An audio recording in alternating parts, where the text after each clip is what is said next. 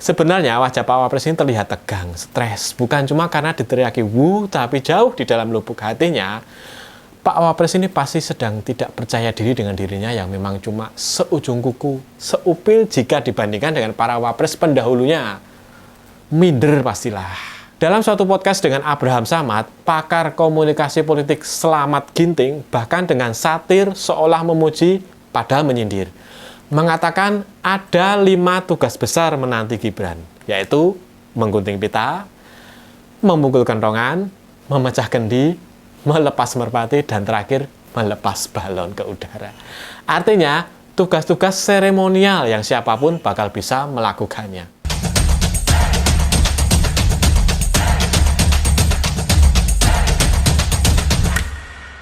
Bapak Wakil Presiden kita yang baru, Gibran Rakabuming Raka, sukses meneruskan catatan baru. Bukan saja menjadi Wakil Presiden termuda sepanjang sejarah, tetapi juga menjadi satu-satunya Wakil Presiden yang diteriaki "wu" pada saat namanya disebut dalam pelantikan itu.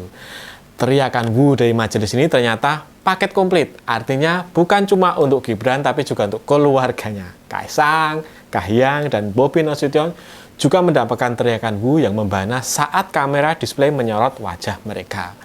Berbeda dengan Kaisang yang cukup mampu bersandiwara dengan melempar cengiran ala kuda saat menerima "wu" tersebut, Pak Wapres tidak nyengir, sok kalem. JJ yang lagi dilantik jadi si paling serius.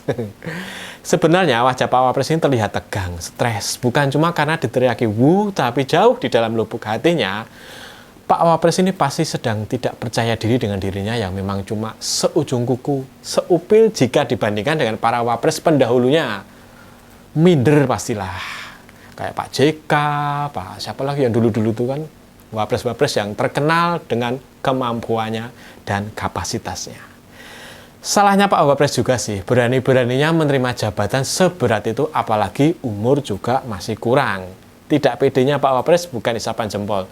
Indikasi tidak pede ini nanti bisa kita lihat dari jumlah staf khusus yang bakal membantunya dalam mengemban segala macam tugasnya. Yang mulia Pak Wapres Gibran akan diberi fasilitas dari negara berupa sejumlah staf khusus. Jumlahnya maksimal 10, mengacu dari Perpres nomor 56 tahun 2020 yang mengatur jumlah staf sus presiden dan staf sus wapres. Para staf sus ini bertugas di berbagai bidang mulai dari hukum, komunikasi, hingga ekonomi.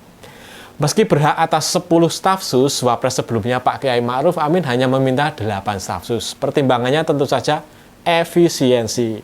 Dan tentu saja Pak Yai bukan orang yang sembarangan. Ketua MUI, ulama, intelektual muslim, kapasitas Pak Yai sendiri sudah hebat, pinter dan berwawasan. Jadi ya nggak perlu banyak dibantu lah. Kalau Pak Wapres yang mulia Gibran mungkin akan sedikit beda ya. Perlu staf sus urusan ilmiah sekaligus juga staf sus untuk pencitraan. Sejak di Solo kan juga begitu. Semoga bukan untuk urusan-urusan pribadi kayak urusan MUA atau makeup ya Pak Wapres. Biar terlalu terlihat ganteng, mempesona, dan menginjak manja. Sorry. Kok saya jadi meniru bahasanya Fufu-Fafa ya. Maksudnya, semoga Pak Wapres tidak mengambil staf sus yang dibiayai negara untuk tujuan memoles penampilan saja. Buat apa coba? Kan Wapres sudah ganteng dari sononya. Sampai hari ini, ketidakpercayaan pada kompetensi Pak Wapres kita yang mulia ini masih tinggi saja. Segala berita miring bertebaran mulai dari meragukan pendidikannya, ijazahnya, hingga yang paling heboh kasus Fufu-Fafa. Dan berita miring ini bukan asal miring. Netizen kita yang maha pinter sukses mengulik berbagai data untuk membuktikan bahwa berita-berita miring tersebut beneran tidak miring. Ini semua ditambah lagi kegemaran keluarga itu membuat gimmick untuk membalas segala tuduhan pada mereka. Seperti Pak Wapres Gibran Mulia ini pernah pakai baju bertuliskan petugas parkir agar dia sekeluarga dianggap terzolimi oleh cap petugas partai dari Ibu Ketua waktu itu. Kemudian Kaisang memakai kaos Putra Mulyono, namun sampai detik ini kedua kakak beradik keren ini belum berani memakai kaos bertuliskan Fufu-Fafa atau bau getek. Paham maksudnya kan? Jika suatu gosip itu beneran terjadi, maka Jokowi dan keluarganya memilih tidak akan membahasnya. Pura-pura tidak terdengar saja. Plus mengerahkan seluruh aparatnya agar tidak memproses semua pengaduan terkait anaknya. Sampai di sini kita akan lihat yang mulia Wapres ini tidak pernah membuat gimmick tentang ijazahnya atau riwayat pendidikannya atau tentang Fufu-Fafa. Nah, itu maksudnya. Artinya, wajar kalau masyarakat amat sangat meragukan kompetensi Pak Wapres. Keraguan yang seakan makin kuat hari demi hari. Termasuk oleh tampilan terbaru Pak Wapres yang saat ditanya soal kabinetnya. Beliau yang terbaru ini cuma mampu berkata, nanti, dan nanti. Nanti saya sampaikan ke Pak Presiden. Ini menggenapi semua kekonyolan Pak Wapres saat mengucapkan kata Samsul untuk asam folat, ditambah lagi bahasa fufufafa, bahasa yang sangat tidak edukatif.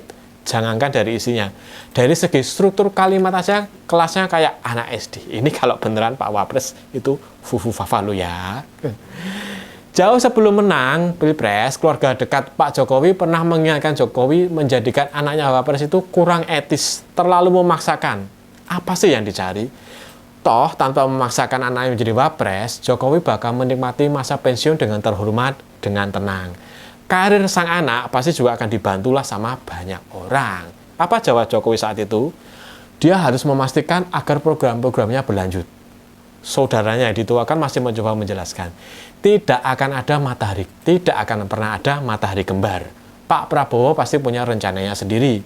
Pak Prabowo juga bukan orang bodoh, jenderal dan pasti juga punya tim pemikir juga. Mimpilah kalau Jokowi membayangkan Pak Prabowo tiap pagi akan menerima Pak Wapres muda berwibawa kita sambil ngopi berdua membahas pesan-pesan dari Jokowi yang disampaikan melalui Pak Wapres. Sorry ye, bisa jadi jawaban dari Pak Prabowo. Apes-apesnya, kata saudara Jokowi itu, Pak Prabowo bakal mempersulit akses siapapun untuk bertemu dirinya. Bahkan untuk Pak Wapres sekalipun. Seperti Jokowi yang dulu membuat hasto sekjen partai yang memenangkannya gagal bertemu dengan Jokowi meski janjian berkali-kali dengan Pak Pratikno. Kalau Pak Prabowo ternyata mengikuti teladan susah ditemui ala Jokowi ini, bertemu saja sulit, apalagi melaksanakan perintah Jokowi. Dan terbukti dalam pidato perdana Pak Prabowo setelah pelantikan, IKN sebagai proyek kebanggaan Jokowi sama sekali tidak disebut. Nah, loh. Pak Wapres kita layak mulai ketar-ketir. Ia akan terus disorot dan dinilai terus ketidakbecusannya. Pemilihan jumlah stafsus saja misalnya, termasuk siapa saja yang akan ditunjuk, bakal jadi ajang untuk mengukur ketidakmampuan sebagai Wapres. Dalam suatu podcast dengan Abraham Samad, pakar komunikasi politik Slamet Ginting, bahkan dengan satir seolah memuji padahal menyindir, mengatakan ada 5 tugas besar menanti Gibran, yaitu menggunting pita, memukul kentongan, memecah kendi, melepas merpati, dan terakhir melepas balon ke udara. Artinya, tugas-tugas seremonial yang siapapun bakal bisa melakukannya. Secara kebetulan, seperti ada pertanda kurang baik selama pelantikan kemarin. Pak Wapres Gibran lupa mengenakan PIN Wapres. Protokoler yang biasanya sangat teliti dan detail untuk urusan-urusan semacam ini, lupa memberitahu Pak Wapres untuk memakai PIN Wapres. Atau bahkan lupa menyiapkan. Atau malah memang sengaja tidak memberitahu. Entahlah. Menjadi menarik karena Pak Prabowo sudah memakai PIN Presiden sejak awal. Sebelum mengangkat sumpah, Jokowi sendiri selama ini dikenal selalu mengenakan PIN Presiden, bahkan saat mengenakan baju santai di suatu kunjungan santai. Jangan-jangan menggunakan baju tidur di rumah sekalipun. Terlihat jelas bahwa Jokowi sangat mementingkan atribut kepresidennya ini, menggenapi segala dugaan masalah kejiwaan dirinya seperti narsistik, berjiwa narsis karena gemar pencitraan lebay. Dan juga post-power syndrome. Menjadi aneh sekali bila Jokowi sampai lupa mengingatkan anaknya untuk memakai PIN Wapres. Pertanda apa ya? Pertanda memang alam semesta mungkin tidak terlalu menerima Pak Wapres Gibran? Mungkin saja. Karena memang jauh sekali kapasitasnya dibanding para pendahulunya sesama Wapres. Jangan-jangan memang dipilih Pak Prabowo hanya sebagai batu loncatan untuk menang Pilpres saja. Setelahnya, Pak Prabowo sudah jadi presiden, ya cuekin sajalah Pak Wapres. Nggak penting. Apes-apes cuma membuat repot jalannya pemerintahan. Toh memang kapasitasnya belum sampai. Levelnya baru level wali kota. Itu pun nggak berhasil-berhasil amat. Solo PAD-nya menurun di masa dia. Kemiskinan bertambah, jalanan macet, dan sampai hari ini beberapa proyek masih belum selesai. Entah mau diselesaikan atau tidak. Yang perlu diwaspadai Prabowo cuma satu, ambisi fufufafa. Pak Wapres ini bakal disetir bapaknya yang jelas-jelas licin bagai belut. Tujuannya jelas ya buat nyapres di tahun 2029 nanti. Jangan pernah kasih panggung, walaupun dia akan berusaha tetap cari panggung terus selama menjadi Wapres. Bakal cari perhatian lewat gimmick-gimmick gak jelas ala petugas parkir itu. Tujuannya jelas lah, biar dapat perhatian publik seperti yang biasa dilakukannya. Cara melawannya mudah. Ingatkan terus akan Fufufafa, mingkem dan mendadak gagu dia. Tapi ingat, sebagai anak Jokowi, Fufufafa ini punya massa atau relawan bayaran loh.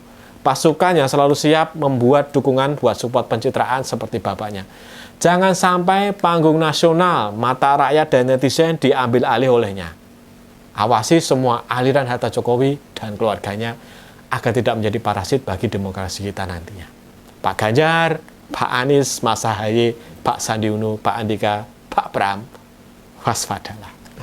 Itu saja dari saya, kurang lebihnya mohon maaf. Salam POV, Point of View.